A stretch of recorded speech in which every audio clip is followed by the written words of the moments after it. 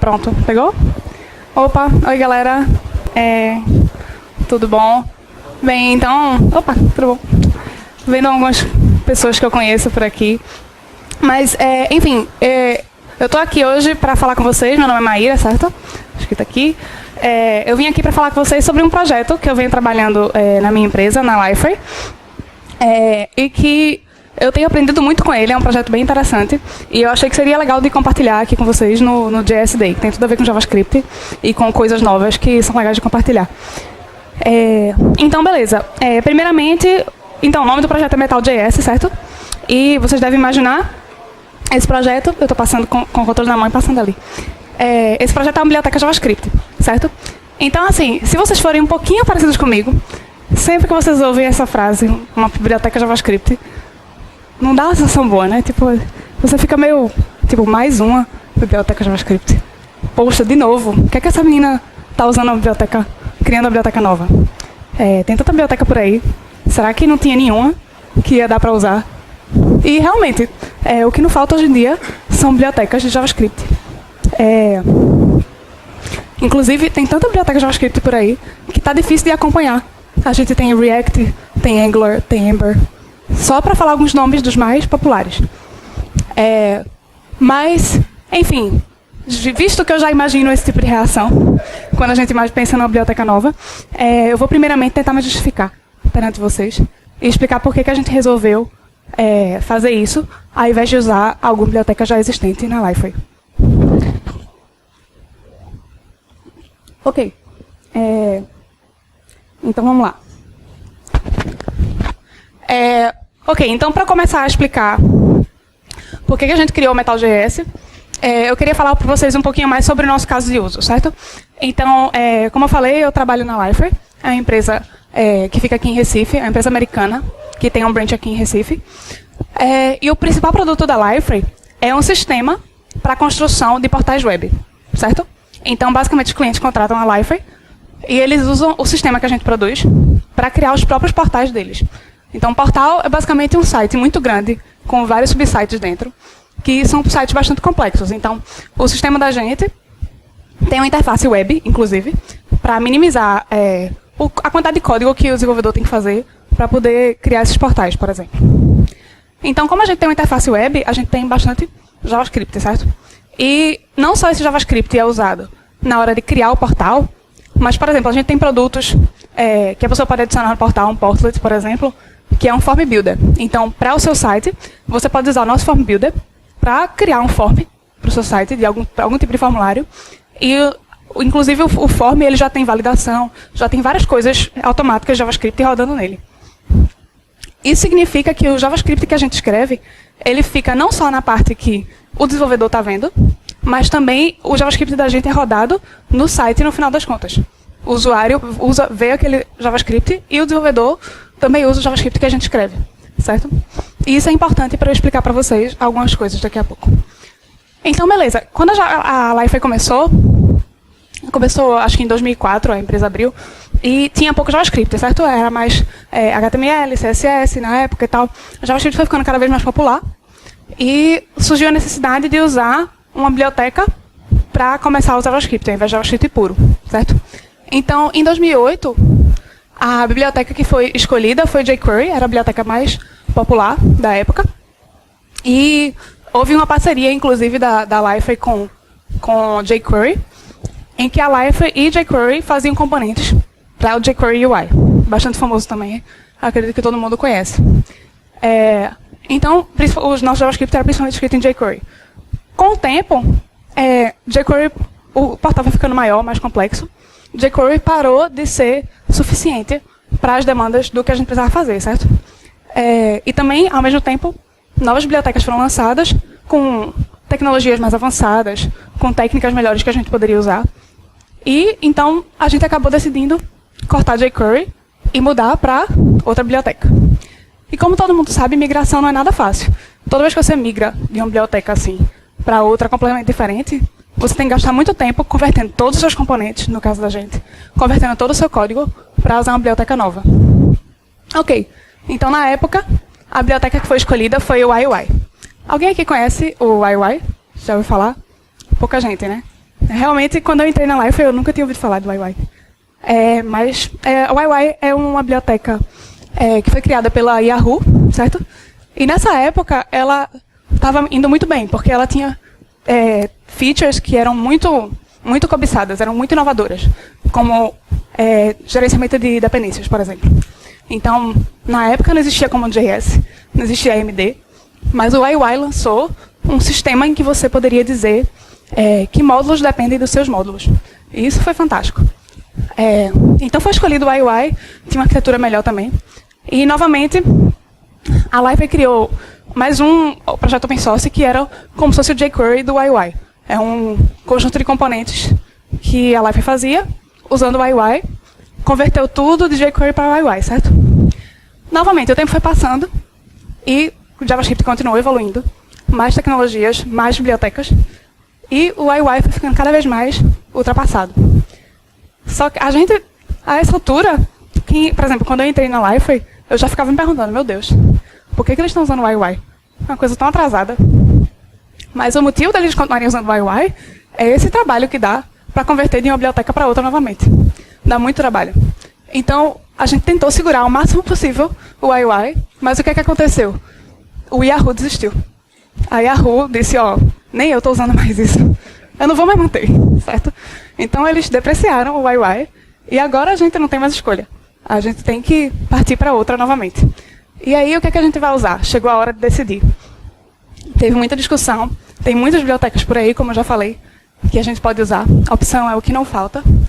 E o que é que a gente percebeu enquanto a gente estava analisando essas opções? Uma das coisas que a gente percebeu foi por quanto tempo, seja qual for a escolha que a gente fizer, ela vai durar. Então, digamos que a gente escolheu React. É uma das coisas, como o próprio Juarez falou, que todo mundo tem usando, muita gente está usando hoje em dia, ou Angular. Daqui a alguns anos, pode ser que ela esteja totalmente ultrapassada de novo, porque realmente a evolução do JavaScript é muito rápida. E a gente vai ter que trocar tudo de novo. Isso é um problema que todo mundo passa, certo? Isso não é só a Liferay. Agora, o motivo de por que na Liferay isso é pior ainda é porque o que quer que a gente escolha usar no nosso produto, a gente está forçando nossos clientes a usarem, como eu falei antes. Então, se a gente muda de jQuery para YY, significa que o código do cliente tem que mudar de jQuery para YY. Se eles quiserem continuar usando jQuery, eles adicionam jQuery e usam os dois, por exemplo. Mas quando a gente passa por uma transformação dessas, a gente meio que faz os nossos clientes terem que passar também. É uma coisa que não é legal. Beleza. Outra coisa, essas bibliotecas também são muito grandes, certo? Só Ember, por exemplo,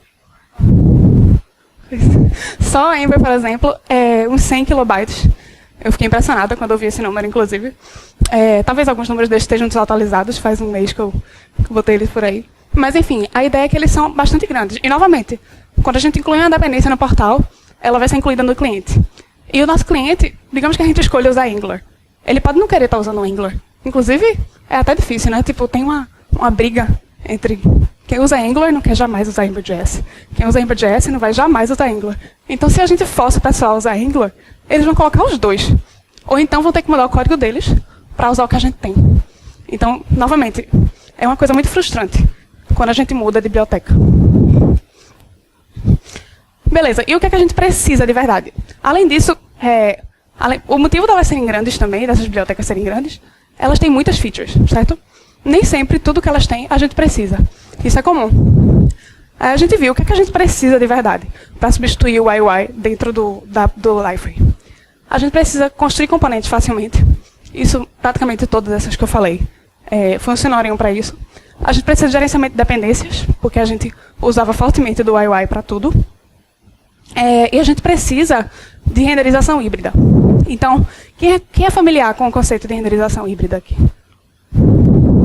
conhece, né? Renderização híbrida nada mais é do que você renderizar tanto no servidor como no cliente, certo? Então, na Liferay isso acontece muito. A gente faz o possível para que o servidor consiga renderizar a página. Ao invés do cliente sempre renderizar tudo, o que acontece quando o cliente sempre renderiza tudo? O servidor manda uma página em branco, certo? O usuário vê uma página em branco até o JavaScript carregar. Quando o JavaScript carrega, é que ele vai ver alguma coisa, que é quando ele renderizou. Além disso, tem outros problemas de SEO, de Search Engine, enfim.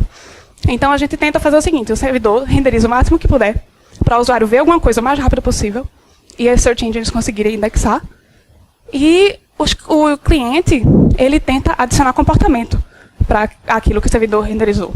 E outras coisas, lógico, que o cliente que vai renderizar depois, com o SPA e outros tipos de técnicas. Então, a gente precisa dos dois lados renderizando.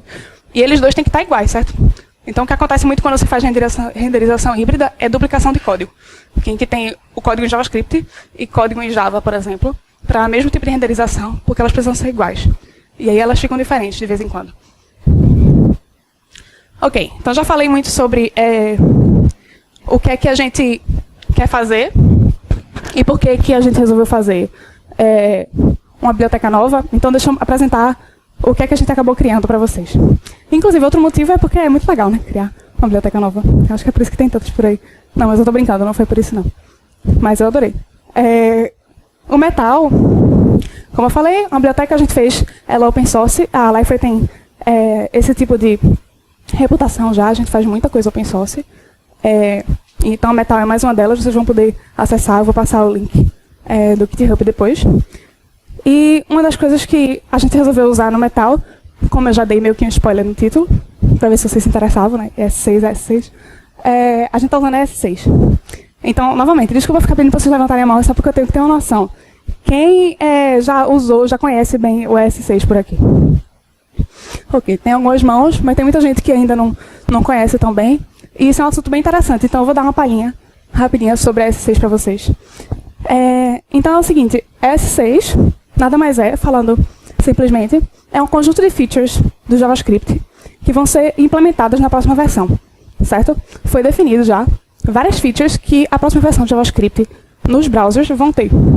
Então, elas ainda não estão implementadas, você não consegue rodar muitas dessas features no Chrome, nem no Firefox, imagine no IE, mas com o tempo elas vão ter, então já está decidido que isso vai acontecer. Só que front-end é aquela coisa, no momento de esperar, né? Então, o que aconteceu? As features são tão boas que foram criados compiladores. Então, o que acontece? Você consegue escrever o seu código como se o browser já entendesse S6, roda o compilador, ele transforma para a versão que o browser entende hoje em dia e tá beleza. Você desenvolve com as features novas e o browser entende o que você fez, sem precisar já ter implementado. Quando finalmente os browsers estiverem implementados, esse compilador pode ser cortado do seu processo de desenvolvimento. Aí isso é super legal. Então foi isso que a gente resolveu usar aqui. Então, por exemplo, exemplos de features que o S6 tem. Classe, extends, é uma maravilha, né? Tipo, uau! Parece até código Java. Tipo, eu fiz essa apresentação para um pessoal de back-end e eles olharam assim e ficaram assim, o que é que tem de novo aí? Ou não, pô, isso aqui é novidade, juro. Mas tipo, tá, existe inclusive hoje em dia uma polêmica muito grande com relação a usar classe em JavaScript. Tem muita gente dizendo que é ruim, tem gente que diz que é bom. Mas no final das contas, se você prestar atenção, a maioria das bibliotecas populares, elas têm alguma implementação de classe e especialmente de herança, certo? Então, se você chega em React, você faz React Create Class. Se você chega em Ember, você tem outra função, com outro nome. Chega em outro lugar, é Inherit. Toda vez que você muda de biblioteca, você tem que fazer de um jeito diferente. Você tem que aprender como é que a biblioteca faz e começa a fazer. E o que está acontecendo aqui é que esse jeito vai se tornar padrão. Já tem implementação padrão, que os browsers já vão oferecer, e é muito simples de usar. Todo mundo sabe que isso é uma classe que estende de animal, certo?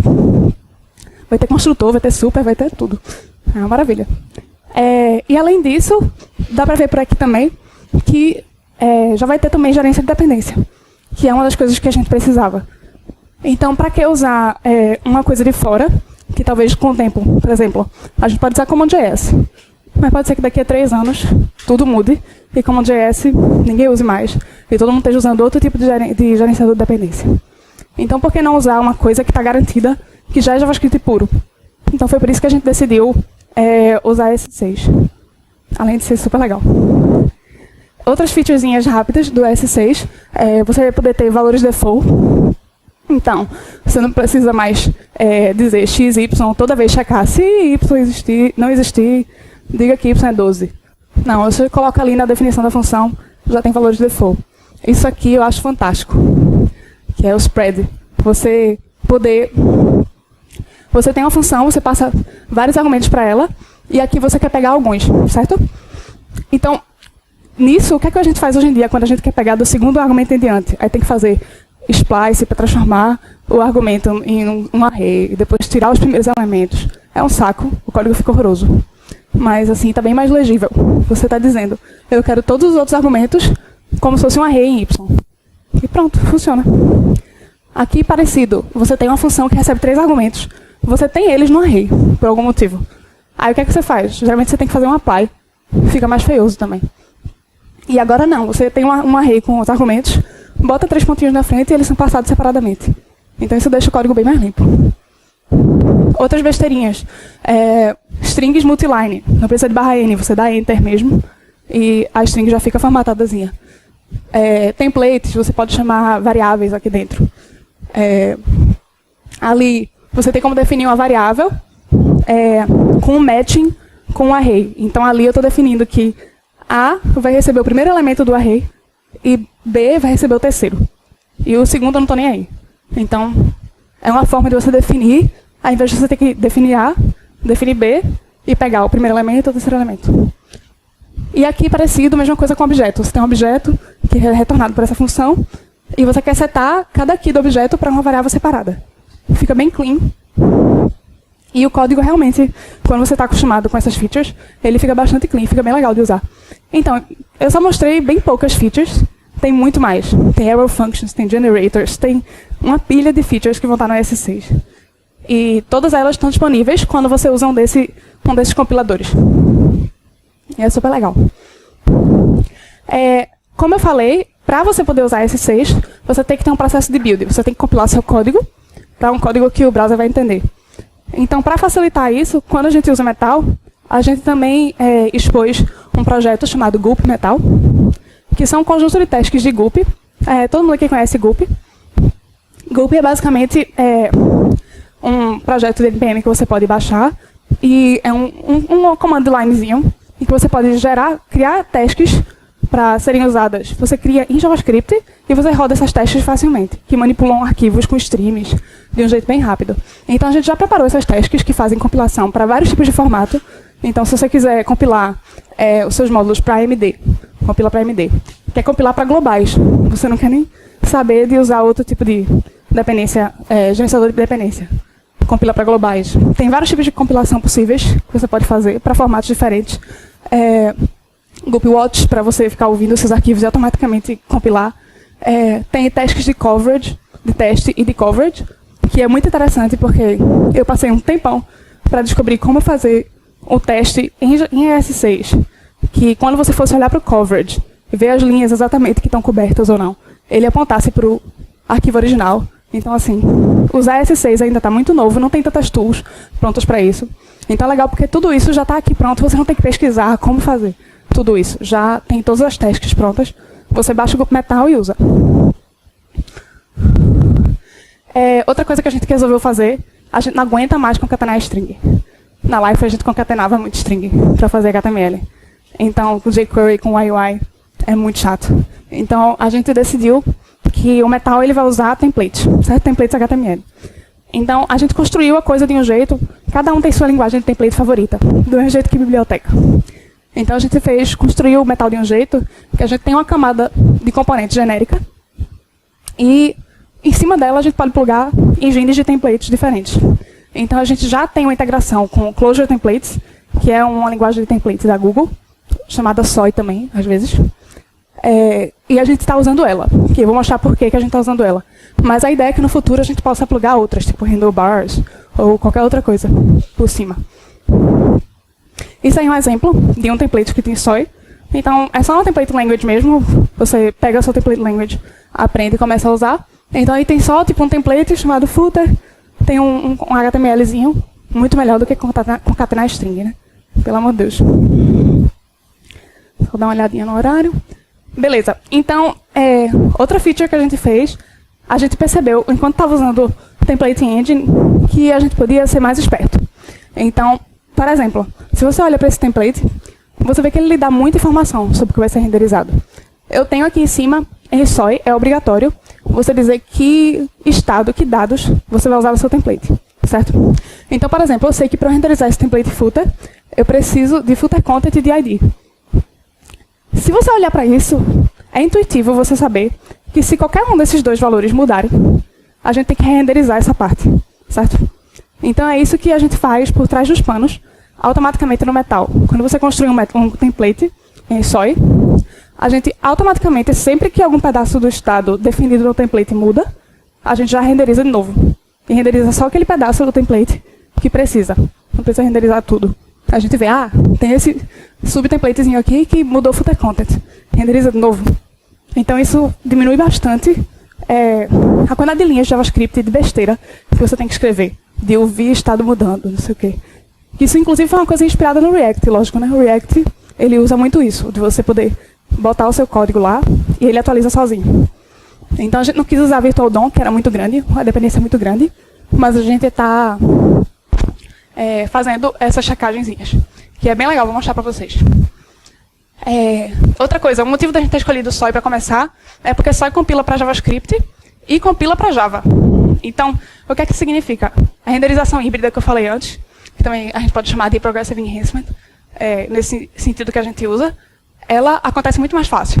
Por quê? Só tem o template que você vai usar em um lugar. Então, a gente compila o mesmo source para dois tipos de linguagens, então ele vai estar sempre igual. O servidor vai renderizar exatamente a mesma coisa que o cliente vai renderizar, e que o cliente está esperando. Então, isso vai facilitar para a gente bastante essa coisa que a gente precisa. Outra coisa, a gente criou um gerador Yeoman. Para quem não conhece, Yeoman é um projeto em que você pode criar geradores de boilerplate. Então, você pode usar o Yo, sei lá, React. Ele gera um boilerplate para você, uma estrutura de folders completas, para você já começar a usar um projeto com React, com tudo que você precisa. Então, a gente fez um gerador para o Metal. Você só instala o gerador, instala o Yeoman também, lógico, e roda Yo Metal. E aí vai aparecer um monte de perguntinhas sobre o que é que você quer no seu projeto, que tipo de build você quer usar, por exemplo. E você já tem o projeto lá prontinho, que você só precisa começar a desenvolver sem se preocupar com setup. Pronto, outra coisa, como eu falei já antes, o tamanho para a gente era importante. A gente quer a dependência o menor possível, para o cliente poder escolher o que ele quer usar, e o que a gente escolher não atrapalhar o que ele está fazendo. Então, o Metal é bastante pequenininho mesmo. Tipo, tem uns 10 kilobytes, talvez menos. Eu nem sei, que eu não botei o valor aí. Mas ele é bem pequenininho, porque ele realmente só tem algumas features que a gente está precisando para o caso da gente. Outra coisa que a gente se preocupa sempre, né, performance.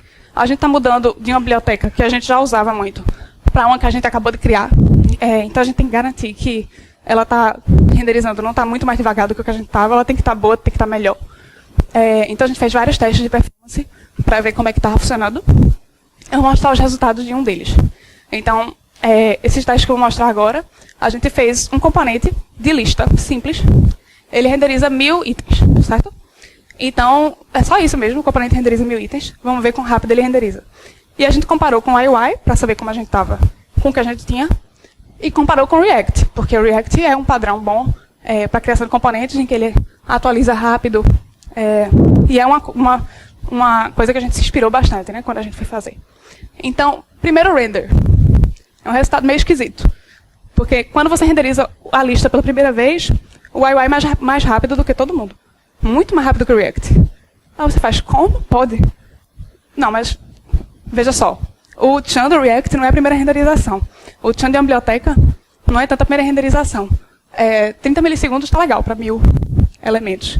O que acontece que o UI é muito rápido é porque ele só sabe fazer isso. Ele concatena um monte de string e joga na tela. Acabou. Enquanto isso, o React e o Metal, eles tentam ser um pouquinho mais inteligentes e guardar informação para quando tiver um update, o update ser mais rápido. Não ser uma coisa extremamente devagar. Porque isso é uma das partes mais importantes. Você está usando a aplicação, você não quer que ela vá ficando demorada. Então, outros testes. Decorate. Decorate é o que a gente chama para essa renderização híbrida que eu falei. Então, digamos que a lista já está renderizada pelo browser e eu estou rodando meu componente lista em cima dela. Então, ele tem que acrescentar comportamento somente à lista. Ele não tem que renderizar tudo de novo. Já está renderizado. Inclusive, se ele renderizar de novo, vai piscar. Isso não é legal. Aquela sensação quando você abre um site e ele começa a piscar, assim, do nada. Então, no Decorate, veja que já dá para perceber que o UI realmente não era o ideal para o que a gente precisava. Né? E o que a gente está conseguindo construir é uma coisa mais performática. O React é mais rápido, ele consegue olhar, ver o Virtual DOM, pelo Virtual DOM e conseguir alterar só o que precisa. A gente tem uma lógicazinha para tentar ser inteligente também.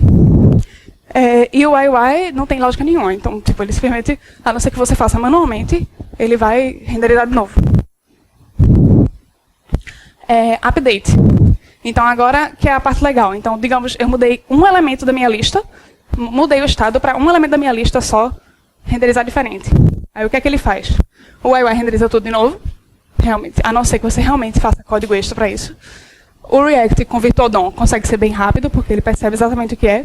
E a gente, com a nossa lógica de templates, que a gente consegue ver o pedacinho que mudou e alterar, a gente também consegue ser bastante rápido. Menos rápido do que o React, mas é uma alternativa boa para a gente. Enfim, performance a gente está legal. A gente fez muitos testes, então a gente tem praticamente 100% de coverage em todos os browsers. Eu acredito que o único motivo de não ser 100% ali quando estou mostrando para o Chrome é porque tem código que é para outros browsers. Então, tipo, tem ifs lá que checam coisas de Firefox. Então, lógico que não tinha como ser 100%, mas está praticamente 100%. E testes bem feitos, né? No caso, só coverage não é suficiente para garantir que seu código está bem testado. Mas a gente presta muita atenção nisso. E a gente sempre está rodando numa CI de Travis para garantir que está tudo rodando direitinho. Tem vários componentes que a gente já começou a implementar, que a gente tinha que transformar do Alloy UI para usar Metal, e a gente está fazendo outros. Mas o que eu queria mostrar, antes de apresentação, é um demozinho, para realmente vocês verem como é que a coisa está funcionando. Mostrar código assim não dá para ver também. Beleza. Ops. Para cá. Então, vejam só. Não dá para ver direito os arquivos, a lista de arquivos aí está meio pequenininho, mas basicamente eu criei aqui para vocês com o gerador do Metal. Eu não quis rodar ele aqui porque ele demora, ele tem que baixar dependências de NPM, enfim. Eu já preparei isso para mostrar para vocês. Aqui tem uma pasta que ele gera, um exemplo de pasta que ele gera. Eu vou fazer um exemplozinho de modal, certo? Então ele já gera várias coisas para mim, só para mostrar rapidinho. Ele gera um group file que registra as tasks usando o group Metal, como eu falei, seta algumas coisas, isso aí foi totalmente gerado. Cadê? Ele gera uma pasta de testes com um teste vazio já falhando, para você já perceber, opa, eu tenho que rodar meus testes, eu tenho que escrever meus testes. Tem um arquivo de demo que ele já gera automaticamente também, mas o principal, que não deve dar para ver direito aqui, mas se você ver na pasta source, pelo menos com o meu coisinha aqui talvez dê, na pasta source só tem um arquivo de CSS e um arquivo de soy, certo? Não tem nenhum arquivo JavaScript. Então, para começar a usar Metal, você não precisa de JavaScript. Como eu falei, a gente automaticamente já faz muita coisa de renderização automática. Então, por exemplo, eu fiz um templatezinho bem simples. Isso aqui é soy, certo? Então, se vocês olharem aí, eu só estou, basicamente, renderizando HTML para um modal de Bootstrap. É só isso. Então, tem modal, modal dialog, modal content. Ele chama outros templates de header, body e footer. Aí, se você olhar aqui direitinho, é bem simples. Só tem renderizando o body. O footer recebe uns botões que ele renderiza. E o header bota um botão de X e um headerzinho, certo? Beleza, eu só tenho soy. Agora eu vou vir aqui e vou rodar o meu Gulp Build. Deuses do demo, por favor, não me abandone nesse momento. Então, vocês podem ver, até o próprio build, ele mostra o que, é que ele está fazendo, ele limpa qualquer coisa que tinha lá antes, compila CSS, se você estiver usando SAIS, ele já compila automaticamente. Ele compila o SOI e ele faz o build de S6 para S5. Tudo aqui. Então, aqui, vou mostrar para vocês, eu já tenho meu demozinho rodando. Só para mostrar rapidinho o arquivo do demo, para vocês verem que eu não estou fazendo nenhuma mágica maluca. Esse arquivo também é gerado, ele é gerado assim, ó. Certo? Ele é gerado para você automaticamente, assumindo que vai ter um componente do nome que você avisou para ele. Ele vai dar um new e vai dar um render no componente. Então, a única coisa que eu fiz foi acrescentar dados, para não ter que escrever isso aqui e errar um monte de coisa, vírgula, sei lá o que, na frente de vocês. Mas ele só faz isso. Então, esse arquivo aqui, essa classe, se vocês notarem, a gente não criou em hora nenhuma. A gente só criou um SOI. Então, isso foi criado para a gente. E ele já renderizou o templatezinho que eu tinha criado. E não só ele já renderizou. Deixa eu ver se eu consigo mostrar aqui para vocês. Dá para ver o que eu escrevo aqui? Tá, né? Aí atrás. Pronto. Então, se vocês olharem aqui, eu estou colocando o modal aqui numa variável global, certo? Então, se eu botar aqui modal, eu tenho minha instância de modal. Já tem um componente aí. E se eu chegar aqui e fizer header, eu vou ver o valor que eu renderizei no meu header, que é o valor que eu passei para o componente. E o que acontece se eu mudar esse valor? Sou meio narcisista, então vou botar meu nome. Ele automaticamente já atualizou a tela, não sei nem se deu tempo de ver. Deixa eu fazer um negocinho para dar tempo de ver. Se vocês conhecem, o Chrome tem umas tools muito legais para desenvolvedor. Se você for aqui na aba Rendering e clicar em Enable Paint Flashing, você consegue ver tudo, toda vez que mudar alguma coisa na tela, que alguma coisa for renderizada de novo, ela vai piscar. Então, por exemplo, eu chego aqui e faço uma Irabelo 2. Então, você vê que somente o pedacinho do header lá em cima foi atualizado, porque eu só mudei o header. E o header só tem aquele pedacinho do template que precisa atualizar. Então, ele conseguiu fazer isso para mim. Mesma coisa com qualquer outra coisa. Se eu mudar aqui o body. Opa. Pronto. E isso sem nenhum JavaScript, certo? JavaScript 0. Enfim, lógico que no final das contas, um modal não pode só renderizar e atualizar. Esse botão aqui não está funcionando, não tem nenhuma lógica JavaScript. Então, como é que eu faço? Deixa eu tirar isso, porque é um saco. Como é que eu faço para adicionar comportamento se eu quiser? Se eu quiser JavaScript, provavelmente você vai querer na maioria dos seus componentes, como é que eu faço? Bem, primeiro, vamos fazer esse botão esconder o modal, certo? Então, esse botão de X aqui. A gente também colocou umas lógicas para você adicionar listeners do seu SOI. Então, por exemplo, eu posso colocar aqui data on click hide, certo? Isso significa que quando esse botão for clicado, ele vai chamar a função hide no meu componente. Mas cadê meu componente? Como é que eu acesso ele? Então, para isso, você só precisa criar... vocês podem ver que surgiu outro arquivo aqui, que é o compilado de SOI. Certo? Quando eu rodei gulp build, meio difícil de ver, mas ele compilou o SOI para JavaScript, que é o que ia acontecer. E só para vocês entenderem a mágica, não parecer que eu estava roubando nem nada, quando a gente compila o SOI, a gente automaticamente adiciona aqui no footer uma definição de componente. Simples. A gente cria um componentezinho para você, estende de componente da gente, diz que a gente vai usar SOI, porque podia ser handlebars, ou seja lá o que for, mas a gente está usando SOI, e exporta. Então, como é que a gente faz para criar, para expandir, estender esse componente? Então, eu vou criar um novo arquivo, certo? Com o mesmo nome, modal.js. Na verdade, pode ser qualquer nome. E eu vou tentar fazer isso aqui, que é muito perigoso, né? Vou escrever código na frente de vocês. Mas, enfim, tosse. Import. Vou chamar de modal base e vou pegar aquele arquivo de SOI, certo? Modal. Opa, já vou errar aqui. Modal SOI. Isso aqui, ele vai pegar o modal.soi.js, certo? Ele automaticamente adiciona o JS. Vou criar uma classe, modal, e eu vou estender de modal base. Não precisa fazer isso. Você tem como pegar aquele códigozinho que foi gerado, no SOI.js, por exemplo, que estende de componente, seta SOI render, e fazer seu componente sozinho. Mas já está tudo preparadinho no SOI. Então, eu vou mostrar essa forma que é mais simples. Ele já existe, eu só vou estender. E vou exportar, certo? Beleza. Então, aqui, o que é que eu preciso fazer? Implementar o hide, né? Hide. Novamente, é S6, eu não preciso escrever function. Está bem mais clean o código. E o que eu vou fazer aqui, todo componente, ele tem um atributo chamado visible. Então, só vou aproveitar ele. visible false, certo? E se Deus quiser, isso é o suficiente. Se eu não tiver esquecido nada, então eu vou rodar o loop build de novo. Eu podia ter botado o watch, mas eu esqueci, sou burra mesmo. Enfim, rodar novamente, se eu clicar aqui, funcionou. Pronto. Então, assim, é bastante simples de usar. A gente gostou muito do resultado porque a gente vai conseguir construir nossos componentes de um jeito rápido. A gente está usando o S6, que é bastante mais empolgante do que usar o UI. E está com uma performance legal. A gente consegue fazer nossos componentes bastante rápido com isso.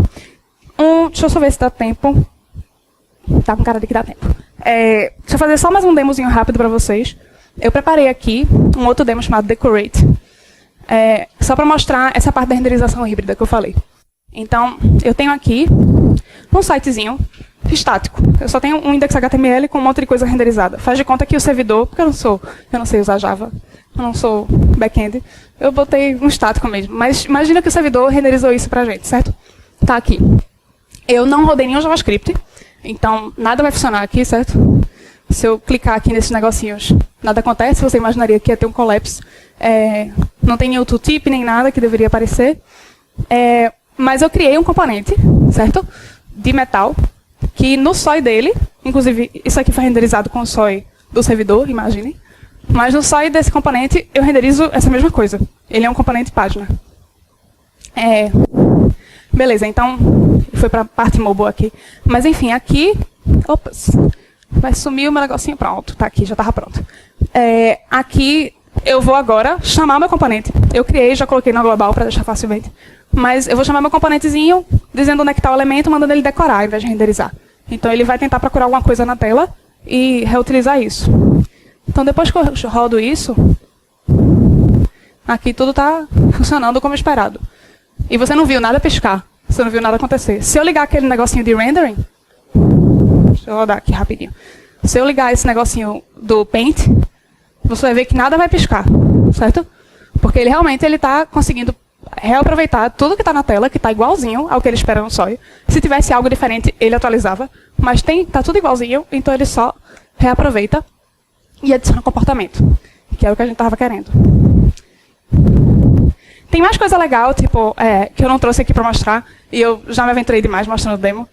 Mas você pode, por exemplo, chamar dentro do SOI outros componentes. Por exemplo, só fingir, não vou rodar não, tá? Mas... aqui no SOI, cadê meu SOI? Se eu quiser chamar, por exemplo, sei lá, um tooltip, eu posso fazer um call do template do tooltip, certo? Digamos que eu fiz um tooltip com metal, que tem um template SOI. E eu estou usando esse tooltip dentro do meu modal, certo?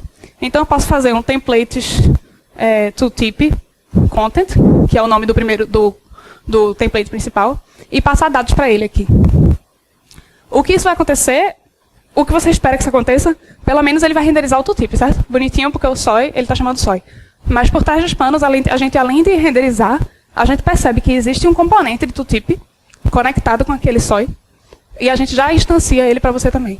Então, ele automaticamente, sempre que você faz um call, que tem algum componente ligado, e essa ligação é automática também, se você chamar call modal em outro lugar, ele vai renderizar o modal, vai instanciar, botar todo o comportamento, só você chamar por aqui, que é bem legal também. Mas enfim, chega de demo, que não tem tempo. Mas uma coisa que a gente está planejando para o futuro, só para avisar, a gente está querendo muito usar o Incremental DOM. Não sei se vocês já ouviram falar, mas é um projeto recente do Google, que eles lançaram, que parece muito com o Virtual DOM. Então a ideia do Incremental DOM é também conseguir atualizar as coisas muito rápido, comparando o que é que mudou e só mudando aquele pedacinho, aquele atributozinho que mudou na tree.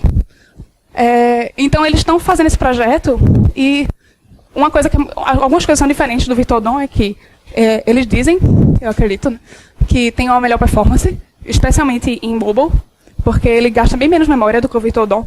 O Virtual DOM cria árvores muito grandes virtuais para poder usar as coisas, e o Incremental DOM não precisa criar essas árvores a mais. Ele tenta fazer isso, inclusive, na própria estrutura da DOM.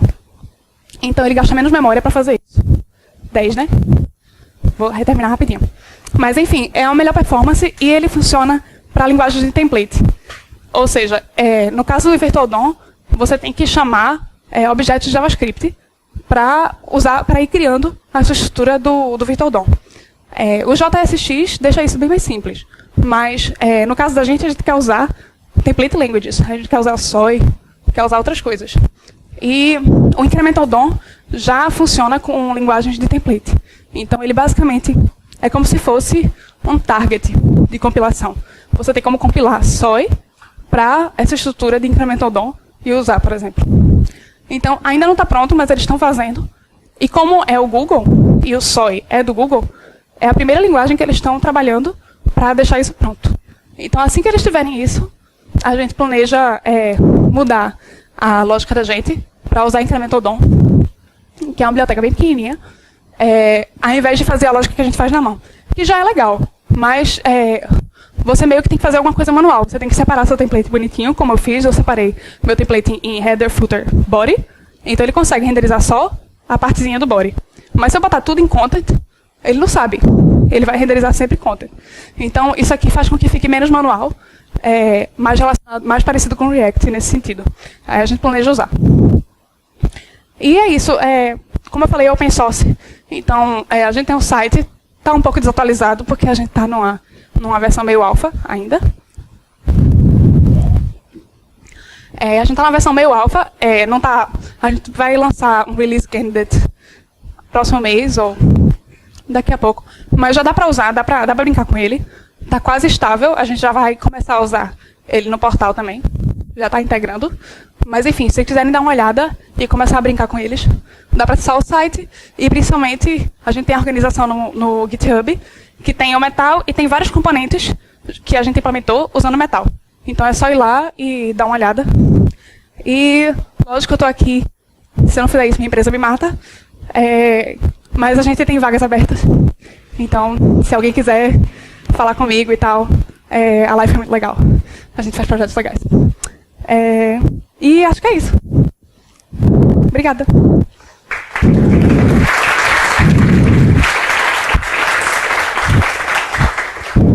Alguém tem alguma pergunta, qualquer coisa? Rapidinho. Ele pediu para eu lembrar.